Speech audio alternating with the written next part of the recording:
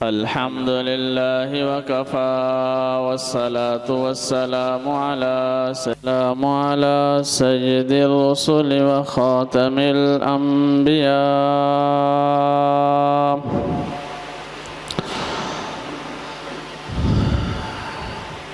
ونشهد أن لا إله إلا الله وحده لا شريك له ونشهد أن سيدنا وسندنا ومولانا محمدًا عبده ورسوله أرسل رسوله إلى كافة للناس بشيرا ونذيرا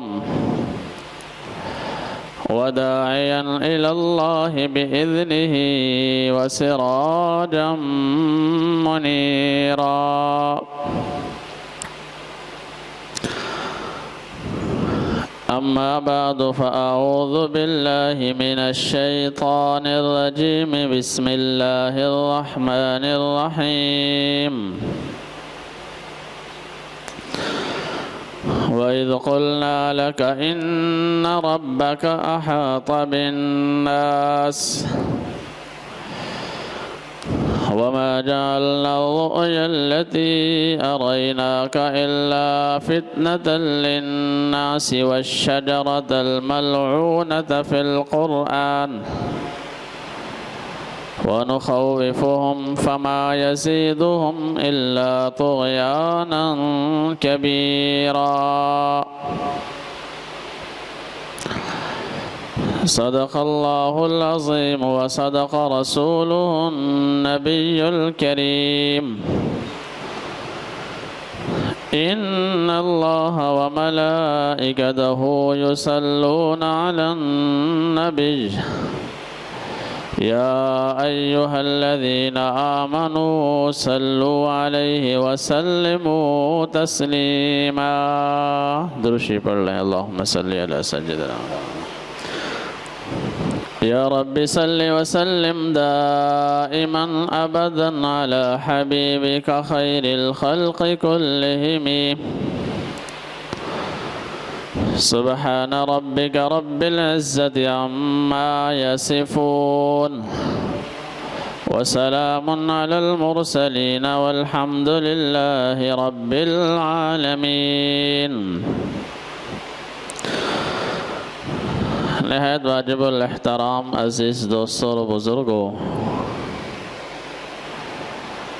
سورہ بنی اسرائیل رکوع نمبر 6 اور اس رکوع کی آخری آیت کریمہ اور سورہ بنی اسرائیل کی آیت نمبر 60، اس آیت کا ترجمہ اور مفہوم آپ کے سامنے عرض کیا جائے گا۔ اس سے پہلے یہ بات گزری تھی کہ مشرکین کافر انبیاء کرام علیہم السلام سے فرمائشی نشانیاں طلب کرتے ہیں، اپنی مرضی کے مطابق مطالبہ کرتے ہیں کہ اگر آپ اللہ کے پیغمبر ہیں تو ہمیں یہ نشانیاں دکھائیں، یہ معجزات دکھائیں، تب جا کر ہم ایمان لائیں گے، ورنہ ہم ایمان قبول نہیں کریں گے۔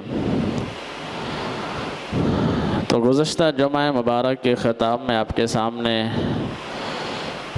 اس بارے میں روشنی ڈالی تھی کہ یہ مطالبات ان کے محض اور محض پیغمبر کا مذاق اڑانے کے لیے ہوتے ہیں، ورنہ اللہ رب العزت نے خود فرمایا کہ ان کی فرمائش کے مطابق اگر معجزات اور نشانیاں دکھلا دی جائیں تو یہ پھر بھی ایمان نہیں لائیں گے، کیونکہ ان کا مقصد اخلاص نہیں، ان کا مقصد نیک نیتی پر مبنی نہیں بلکہ بددیانتی پر مبنی ہے۔ صرف اور صرف نبی کی ذات پر تالیاں بجانے کے لیے یہ ایسے مطالبات کرتے ہیں، کیونکہ یہ بات مشرکین کو بھی معلوم ہے کہ اللہ کی سنت نہیں کہ نبی سے یا ولی سے جس نشانی کا مطالبہ کیا جائے تو اللہ اس فرمائشی نشانی کو پورا کر دے. یہ اللہ کی سنت نہیں. اللہ رب العزت کا یہ طریقہ نہیں کہ جس نشانی کا تم پیغمبر سے مطالبہ کرو اللہ اسی وقت اس کو دکھا دے. یہ نبی علیہ الصلوۃ والسلام کے ہاتھ سے وہ نشانی ظاہر ہو جائے. اللہ کی یہ سنت نہیں. اس وجہ سے وہ مذاق اڑانے کے لیے ایسے بات کرتے ہیں. اور اس کی 2 حکمتیں بیان کی. پہلی حکمت تو یہ ہے کہ ان سے پہلے لوگوں نے بھی نشانیوں کا مطالبہ کیا. اللہ تعالیٰ نے نشانیاں دکھلائیں لیکن ان سے پہلوں نے ان نشانیوں کو جھٹلایا. اور دوسری وجہ یہ بیان فرمائی کہ جب فرمائشی نشانی دکھا دی جائے پھر بھی لوگ نہ مانیں تو اللہ رب العزت پھر انسان کو مہلت نہیں دیتا، پھر فوراً اس کی پکڑ کر دی جاتی ہے. جبکہ اللہ کی حکمت دنیا میں یہ ہے کہ گناہگاروں کو، ظالموں کو، مشرکین کو، منافقین کو مہلت دی جائے. شاید مرنے سے پہلے یہ لوگ توبہ کر لیں. اور ایسا ہوتا ہے تاریخ میں بڑے بڑے ظالموں نے توبہ کی، بڑے بڑے کافر نیک بن گئے، بڑے بڑے گناہگار اللہ کے ولی بن گئے، یہ مہلت کی وجہ سے. جبکہ فرمائشی نشانی کو فوراً دکھا دیا جائے تو پھر مہلت نہیں ملتی. چنانچہ اللہ تعالیٰ نے بطور مثال کے 3 چیزیں بیان فرمائی. یہیں سے ہماری بات انشاءاللہ آگے شروع ہوگی. پہلی مثال تو گزشتہ جمعے عرض کر دی تھی کہ حضرت صالح علیہ السلام کو ان کی قوم سمود کے فرمائش کے مطابق اونٹنی کی نشانی عطا فرمائی، اونٹنی کا معجزہ عطا فرمایا. قوم صالح نے مطالبہ کیا کہ خشک پہاڑ سے ایک اونٹنی پیدا ہو، وہ حاملہ ہو اور پیدا ہوتے ہی وہ بچہ جنے. صالح علیہ السلام نے اللہ سے دعا فرمائی، اللہ تعالیٰ نے نبی کی دعا قبول فرمائی اور اونٹنی پیدا فرمائی جیسا کہ قوم نے مطالبہ کیا. اور پیدا ہونے کے بعد اس اونٹنی نے فوراً بچہ جنا. اب جس طرح قوم نے مطالبہ کیا اسی طرح اللہ تعالیٰ نے پورا فرما دیا. لیکن اللہ کیا فرماتے ہیں؟ وَآتَيْنَا ثَمُودَ النَّاقَةَ مُبْصِرَةً فَظَلَمُوا بِهَا. ان لوگوں نے اس نشانی کا انکار کیا، اس نشانی کو جھٹلایا، اس نشانی کا مذاق اڑایا. تب جا کر حضرت صالح علیہ السلام نے اپنی قوم سے فرمایا کہ اے میری قوم، فَقَالَ تَمَتَّعُوا فِي دَارِكُمْ ثَلَاثَةَ أَيَّامٍ. 3 دن کے اندر تمہارے اوپر اللہ کا عذاب اتر جائے گا. اللہ کا یہ وعدہ سچا ہے، اللہ کا یہ وعدہ جھوٹا نہیں. ذالک وعد غیر مکذوب. یہ جھوٹا نہیں، سچا وعدہ ہے. انہوں نے اس کا بھی مذاق اڑایا. جب صالح علیہ السلام نے انہیں فرما دیا کہ 3 دن میں تمہارے اندر عذاب آئے گا، تم 3 دن اپنے گھروں میں جتنا چاہو لطف اٹھا لو، تمتعو، جتنا چاہو نفع اٹھا لو، جتنا چاہو تم عیاشی کر لو. 3 دن کے اندر تم پہ اللہ کا عذاب اترے گا. ان ظالموں نے اس پیشن گوئی کا بھی مذاق اڑایا اور کہنے لگے کہ لو ہمیں عذاب کی دھمکی دیتا ہے. چنانچہ 3 دن کے اندر اللہ کی طرف سے قوم سمود پر عبرتناک عذاب آیا. اللہ تعالیٰ نے ایک اور مثال، آخری جو آیت ہے، آیت نمبر 60، اس آیت میں 2 مثالیں اور بیان فرمائی کہ جو اللہ کی طرف سے کھلی ہوئی نشانیاں تھیں لیکن لوگوں نے نہیں مانا. اللہ تعالیٰ یہ بات ہمیں بتا رہے ہیں. اللہ تعالیٰ یہ بات جو زندہ لوگ ہیں انہیں بتا رہے ہیں. جو دنیا سے چلے گئے وہ تو چلے گئے، انہوں نے جو کمائی کرنی تھی کر لی. لہا ما کسبت، جو انہوں نے کمانا تھا کما لیا. وَلَكُمْ مَا كَسَبْتُمْ، تمہارے لیے وہ ہے جو تم کماؤ گے. لَا تُسْأَلُونَ عَمَّا كَانُوا يَعْمَلُونَ، ان کے عملوں کے بارے میں تم سے سوال نہیں ہوگا. یہ زندہ لوگوں کے بارے میں اللہ تعالیٰ فرما رہے ہیں. ایک اور مثال، جو اللہ کی کھلی نشانی، کھلا معجزہ، لیکن لوگوں نے نہیں مانا. تو جب لوگ مانتے نہیں تو پھر ان کی فرمائش کے مطابق معجزہ دکھانے کا فائدہ کوئی نہیں۔ اس لیے جس نے ماننا ہے وہ اللہ کی آیات میں غور کرے گا اور مان لے گا۔ فَمَا تُغْنِ الْآيَاتُ وَالنُّذُرُ عَنْ قَوْمٍ لَا يُؤْمِنُونَ، جو ایمان والے نہیں، جن کے دلوں میں سچائی نہیں، جن کے دلوں میں خوف خدا نہیں، انہیں آیات، نشانیاں، ڈرانے والے پیغمبر کوئی فائدہ نہیں دیتے۔ اور جن کے دلوں میں خوف خدا ہے ان کے بارے میں اللہ نے کیا فرمایا؟ وذکر، اے میرے حبیب صلی اللہ علیہ وسلم آپ لوگوں کو سمجھائیں، نصیحت کرنا آپ کا کام ہے۔ فإن الذکریٰ تنفع المؤمنین، بے شک نصیحت کرنا ایمان والوں کو فائدہ دے گا۔ جو مومن ہیں، جو سچے لوگ ہیں، جو عقل مند ہیں، صاحب علم ہیں، غور و فکر کرنے والے ہیں، یہ نصیحت کرنا ان کو نفع دے گا، ظالموں کو نفع نہیں دے گا۔ جن کے دلوں میں خوف خدا نہیں، جن کے دل سیاہ ہو چکے ہیں، ان کو نہیں نفع دے گا۔ تو دوسری مثال بیان فرمائی وہ ہے معراج، آیت نمبر 60 سورہ بنی اسرائیل۔ اللہ فرماتے ہیں کہ لوگوں، ہم نے اپنے نبی کو معراج کروایا۔ معراج کیا ہے آپ جانتے ہیں، سورہ بنی اسرائیل کی جو پہلی آیت ہے وہ اسی کے اوپر ہے۔ سبحان الذی اسریٰ بعبدہ، پاک ہے وہ رب جو اپنے بندے کو رات کے تھوڑے سے حصے میں مسجد حرام سے مسجد اقصیٰ تک لے گیا، تھوڑے سے حصے میں۔ اور سورہ نجم کے اندر اس کا آگے تذکرہ ہے، مسجد اقصیٰ سے اوپر آسمانوں کی سیر، سارا جو قصہ بخاری اور مسلم کی روایات میں منقول ہے، موجود ہے۔ آپ صلی اللہ علیہ وسلم کو معجزہ، آپ علیہ السلام کو معراج کروایا گیا۔ اس آیت کریمہ میں اسی کا ذکر ہے، وَمَا جَعَلْنَا الرُّؤْيَا الَّتِي أَرَيْنَاكَ۔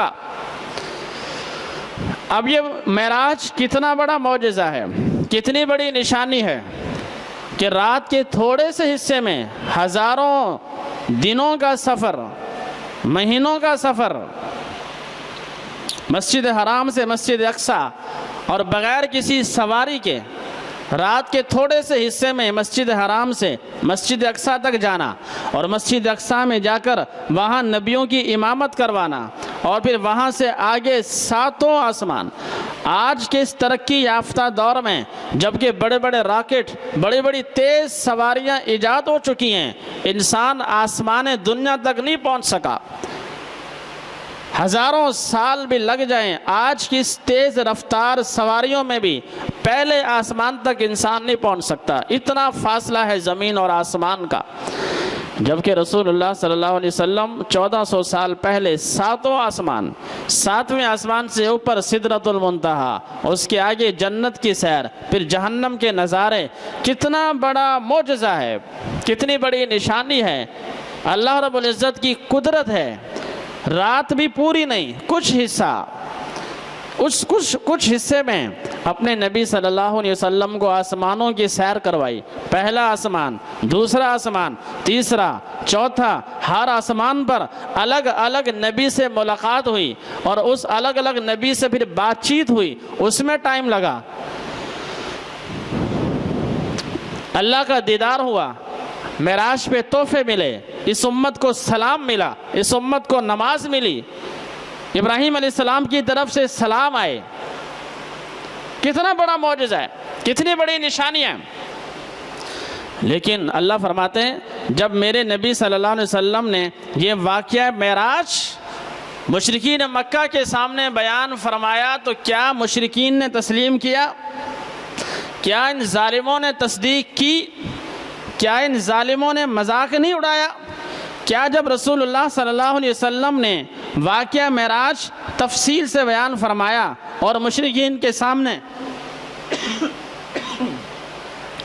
اس بات کو بیان فرمایا کہ مسجد حرام سے مسجد اقصیٰ گیا، وہاں سے آسمانوں پر گیا، تو کیا ان مشرکین نے مذاق نہیں اڑایا؟ انہوں نے تالیاں نہیں بجائیں؟ اور یہ مشرکین اس غرض کے ساتھ کہ آج ابو بکر صدیق رضی اللہ تعالیٰ عنہ بھی نہیں مانیں گے، ان کے پاس گئے اور ان سے کہا کہ اے ابو بکر، جس شخص کو تو نبی مانتا ہے، ہم نہیں کہتے تھے کہ وہ پیغمبر دیوانہ اور مجنون ہے، انہوں نے پوچھا کیا مسئلہ کیا ہے، بات کیا ہے؟ مشرکین نے بڑے مذاق سے کہ آج ابو بکر بھی مذاق اڑائے گا، بڑے تمسخرانہ انداز میں انہوں نے کہا کہ وہ نبی دیوانہ یہ دعویٰ کر رہا ہے کہ میں رات کے تھوڑے سے حصے میں معراج کر کے آیا ہوں، آسمانوں کی سیر کر کے آیا ہوں، جنت کی سیر کر کے آیا ہوں، جہنم کے نظارے دیکھ کر آیا ہوں، مسجد اقصیٰ میں گیا ہوں رات کے تھوڑے سے حصے میں۔ اے ابو بکر یہ ہو سکتا ہے؟ قربان جائیں ابو بکر صدیق رضی اللہ تعالیٰ عنہ پر ایمان والے تھے، سچے تھے، فوراً تصدیق کی اور فرمایا اگر یہ دعویٰ محمد مصطفیٰ صلی اللہ علیہ وسلم فرما رہے ہیں تو خدا کی قسم یہ دعویٰ بالکل سچا ہے۔ اسی وجہ سے ان کو صدیق کا لقب ملا، تصدیق کرنے والے۔ جب سارا مکہ نبی علیہ السلام کا مذاق اڑا رہا تھا، اہل مکہ حضور پہ تالیاں بجا رہے تھے، حضرت ابوبکر صدیق رضی اللہ تعالیٰ عنہ نے اس وقت آپ کی تصدیق فرمائی۔ تو رب ذوالجلال اس آیت کریمہ میں اسی کی طرف اشارہ فرما رہے ہیں کہ جب ہم نے آپ کو وہ معراج کروایا تو کیا لوگوں نے آپ کے اس واقعے کی تصدیق کی؟ فرمایا نہیں کی۔ الا فتنۃ للناس، بلکہ لوگوں کے لیے آزمائش بن گیا، فتنہ بن گیا۔ اور اللہ نے معراج کروایا کیوں؟ آزمانے کے لیے، فتنۃ للناس۔ معراج کے تو اور بڑے مقاصد تھے۔ معراج ان ظالموں کا فرمائشی مطالبہ نہیں تھا، ان کافروں کی فرمائشی نشانی نہیں تھی۔ معراج تو اللہ نے اپنے نبی کی تسلی کے لیے کروایا، آپ علیہ السلام کی دل جوئی کے لیے کروایا، لیکن تھا بھی معجزہ، تھا بھی نشانی لوگوں کے لیے آزمائش بنانے کے لیے کہ یہ جو کہتے ہیں کہ کوئی ایسی بڑی نشانی جس سے ہمیں یقین ہو جائے، انہوں نے پھر مانا کیوں نہیں؟ تو اس سے معلوم یہ ہوتا ہے کہ ان کا فرمائش کرنا محض اور محض مذاق اڑانے کے لیے۔ ایک اور تیسری مثال اللہ رب العزت نے اس آیت نمبر 60 میں ارشاد فرمائی۔ وہ تیسری نشانی کیا ہے؟ سورہ صافات کی رکوع نمبر 2 میں اور سورہ دخان 25واں پارہ اس کے آخری رکوع میں اللہ تعالیٰ نے جہنم والوں کی خوراک کے لیے ایک درخت کا ذکر فرمایا۔ سورہ صافات میں رب ذوالجلال نے پہلے جنت والوں کا ذکر فرمایا، جنت والوں کی نعمتوں کا ذکر فرمایا، ان کے لیے ارشاد فرمایا کہ جنت والوں کے لیے عمدہ رزق ہے، میوے ہیں اور طرح طرح کے پھل ہیں، اور ان کے لیے نعمتوں کے باغات ہیں، علی سرر متقابلین، اور وہ تختوں پر بیٹھے ہوں گے، آمنے سامنے ہوں گے، یطاف علیہم بکاس من معین، انہیں ہر قسم کے پیالے، مطلب خالص دودھ اور خالص جنت کی شراب، دنیا کی شراب نہیں، ایسی شراب جس میں نشہ نہیں، واہیات نہیں، پاکیزہ شراب اور خالص شہد، خالص پانی، اس کے چھلکتے ہوئے پیالے ان کو پیش کیے جائیں گے، بیضاء لذۃ للشاربین، لذیذ ہوں گے، پانی بھی لذیذ، دودھ بھی لذیذ، شہد بھی لذیذ، شراب بھی لذیذ۔ لا فیہا غول، اس جنت میں کوئی شور شرابہ نہیں ہوگا، ولا ہم ینزفون، نہ سر میں درد ہوگا، کوئی تکلیف نہیں ہوگی، پاکیزہ بیویاں ہوں گی، عمدہ پاکیزہ ان کے لیے بیویاں اللہ عطا فرمائیں گے۔ یہ جنت کا تذکرہ فرمایا، اور اس کے بعد رب ذوالجلال نے فرمایا ان ھذا لہو الفوز المبین، ان ھذا لہو الفوز العظیم، یہ بڑی کامیابی ہے۔ لمثل ھذا فلیعمل العاملون، عمل کرنے والوں کو اس جنت کے لیے محنت کرنی چاہیے۔ یہ تذکرہ فرمایا جنت کا۔ اس کے بعد رب ذوالجلال نے فرمایا اذالک خیر نزلا، اے لوگو یہ مہمانی زیادہ بہتر ہے، یہ مہمانی ہوگی اللہ کی طرف سے، یہ مہمان اہل جنت کی مہمانی روزانہ ہوگی، یہ مہمانی زیادہ بہتر ہے یا زقوم کا درخت؟ یہ تیسری مثال ہے۔ زقوم کا درخت جس کو اردو میں تھور بولتے ہیں، کڑوا ہوتا ہے، نہایت کڑوا، جس کا سر عجیب سا ہوتا ہے، اس کا پھل، اس میں کانٹے ہوتے ہیں پورے پھل کے اوپر، نہایت کڑوا زہریلا وہ درخت ہے۔ اللہ فرماتے ہیں کہ ایک طرف یہ جنت ہے ایک طرف یہ محلات ہیں، ایک طرف یہ پاکیزہ بیویاں ہیں، ایک طرف یہ پھل ہیں، ایک طرف پرندوں کا گوشت ہے، ایک طرف یہ ہمیشہ کا سکون ہے، ہمیشہ کی راحت ہے، دوسری طرف وہ زقوم کا درخت ہے، انہا شجرۃ تخرج فی اصل الجحیم، وہ درخت جہنم کے بیچ میں اگے گا، فإنہم لآکلون منہا، اہل دوزخ اس درخت کو کھانے پر مجبور ہوں گے، ظاہر وہ کڑوا ہے لیکن بھوک اتنی لگے گی کھانے پر مجبور ہوں گے، اسی درخت سے اپنے بھوک کو مٹائیں گے، اسی درخت کو کھانے پر مجبور ہوں گے، اپنے پیٹ کو بھریں گے۔ لیکن ایک دوسرے مقام پر آتا ہے لا یسمن ولا یغنی من جوع، کھائیں گے تو صحیح لیکن وہ درخت ان کی بھوک کو نہیں مٹائے گا، کڑوا جو ہوگا۔ کھانے کو وہ درخت کانٹے دار، کڑوا، زہریلا، کھائیں گے تو گلے میں اڑ جائے گا لیکن بھوک کی وجہ سے مجبور ہیں، اور اس کے اوپر انہیں پانی پلایا جائے گا، لشوبا من حمیم، گرم کھولتا ہوا پانی۔ سورہ محمد کے الفاظ ہیں جیسے وہ پانی پیٹ میں جائے گا فقطع امعاءہم، ان کی انتڑیاں باہر آ جائیں گی۔ تو زقوم کا درخت جو جہنم کی گہرائی میں اگے گا، اب اللہ تعالیٰ نے اہل جہنم کے لیے اس درخت کا ذکر فرمایا کیوں؟ تاکہ لوگ نصیحت پکڑیں، لوگ سمجھیں۔ ایک طرف جنت کی نعمتیں، ہر قسم کے پھل، اعلیٰ قسم کے ثمرات، میوے، اعلیٰ قسم کا رزق، اعلیٰ قسم کا کھانا، اعلیٰ قسم کی رہائش، اعلیٰ قسم کے محلات، اور دوسری طرف گرم کھولتا پانی، اور دوسری طرف کھانے کو وہ کڑوا زہریلا کانٹے دار درخت جو جہنم کی گہرائی میں نکلے گا۔ اللہ نے تو بطور نصیحت کے بیان فرمایا، اور اس درخت کا آگ میں اگنا اللہ کی قدرت کی نشانی۔ حالانکہ آگ میں درخت نہیں اگتا، لیکن زقوم کا درخت اگے گا آگ کے اندر، اسی طرح سبز ہوگا، اسی طرح ہرا ہوگا۔ اللہ کی نشانی ہے، وہ قادر ہے، لیکن اللہ فرماتے ہیں کیا انہوں نے اس نشانی کا مذاق نہیں اڑایا؟ چنانچہ میرے بھائیوں، روایات میں آتا ہے جب آپ علیہ السلام نے یہ آیات مشرکین کے سامنے پڑھی تو انہوں نے مذاق اڑایا کہ دیکھو بھلا جہنم کی آگ میں درخت کا کیا کام، جہنم کی آگ میں درخت کا کیا کام، سبز درخت، ہرا درخت بھلا جہنم میں رہ سکتا ہے؟ لوگوں کا ذہن خراب کرنا شروع کر دیا، مذاق اڑانا شروع کر دیا کہ جہنم کے اندر اس ہرے بھرے درخت کا کیا کام ہے۔ یہ تیسری مثال بیان فرمائی اللہ رب العزت نے جس کا لوگوں نے مذاق اڑایا۔